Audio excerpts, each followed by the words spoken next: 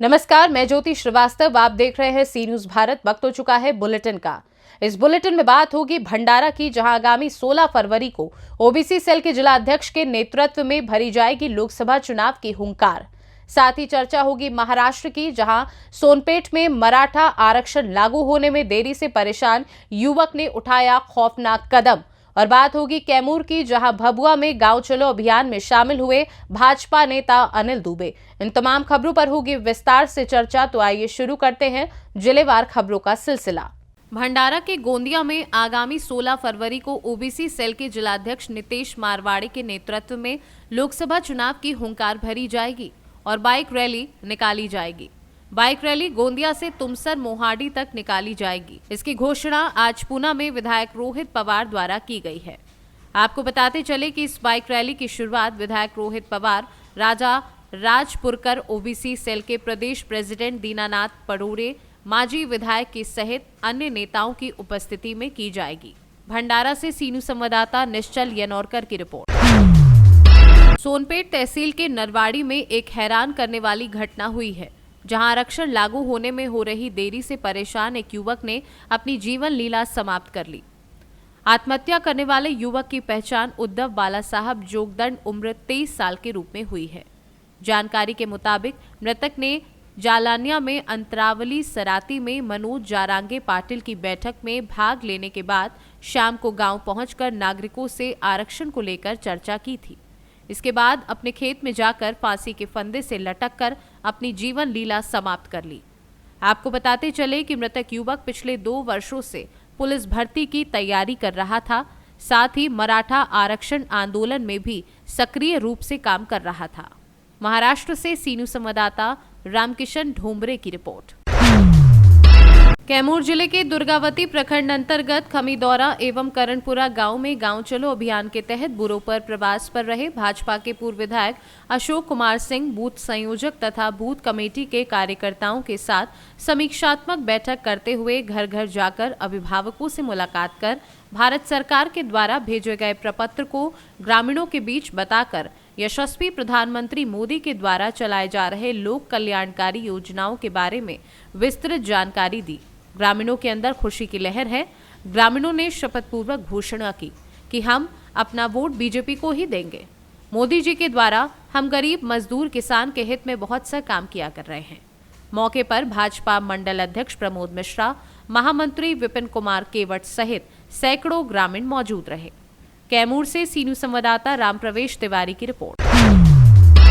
कैमूर जिले के भभुआ विधानसभा क्षेत्र में गांव चलो अभियान में शामिल हुए प्रदेश भाजपा नेता अनिल दुबे आज ग्राम कुंज बूथ संख्या 87-88 पर जाकर बूथ कमेटी के सदस्यों से मिलकर घर घर संपर्क करते हुए यशस्वी प्रधानमंत्री नरेंद्र मोदी के द्वारा किए गए ऐतिहासिक कार्यों की विस्तृत जानकारी दी, जैसे किसान सम्मान निधि योजना, आयुष्मान कार्ड, जनधन योजना, मुफ्त राशन आदि योजनाओं पर जानकारी देते हुए बताया कि 500 वर्षों से हमारे पुरुषोत्तम भगवान श्री राम की जन्मभूमि को मुक्त कराते हुए श्री रामलला की मूर्ति स्थापित करने वाले एकमात्र मोदी जी ही हैं।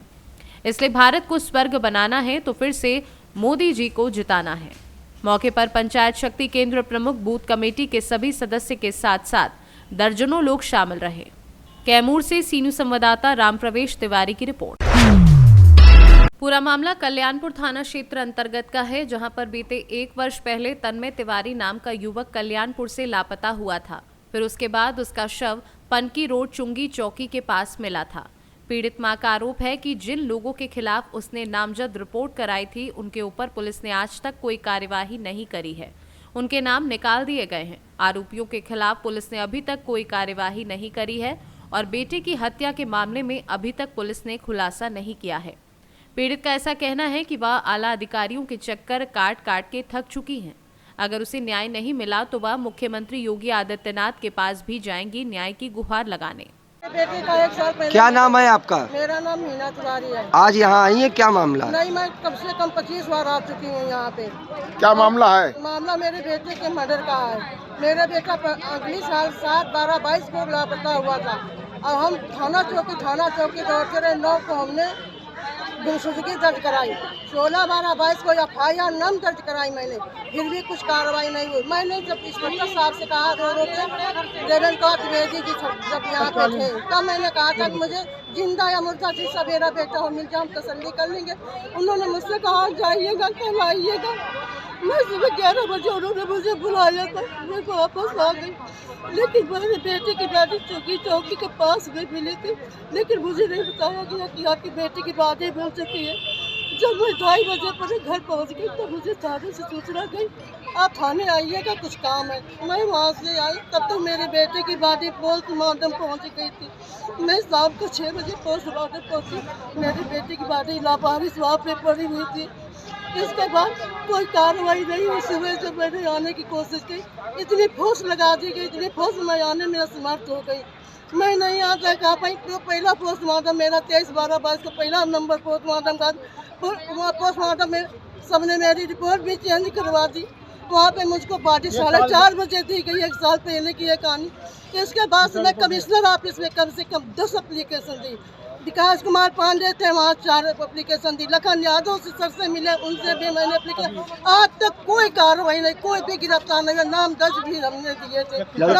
लड़के का क्या नाम था? मेरे बेटे का नाम तन्मय तिवारी और अनिल तिवारी था। अच्छा, इस मामले में एक महिला का भी इन्वॉल्वमेंट आया था, उसमें क्या मामला था? अनीता पांडे इसमें मुख्य है, हाँ। अपराधी है। यह जहाँ पर मेरा बेटा जॉब करता था, महाराणा प्रताप में, बगिया क्रॉसिंग केशवपुरम में, वहाँ मेरा बेटा चौकीदार के पद पर तैनात था।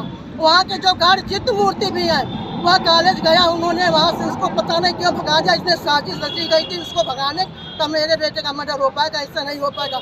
अनीता पांडे निर्भया। अच्छा, जिनका नाम दर्ज आपने FIR की थी, उन पर पुलिस ने कोई कार्रवाई की? कोई कार्रवाई नहीं हुई। पूछताछ के खाना पूर्ति करके उनको छोड़ दिया गया। अभी इसके बाद में हमने कहा विकास कुमार सर से कि मुझे मेरे बेटे को जान का खतरा है, हो सकता है मेरी प्रॉपर्टी के पीछे भी मेरे बेटे का मर्डर हुआ हो।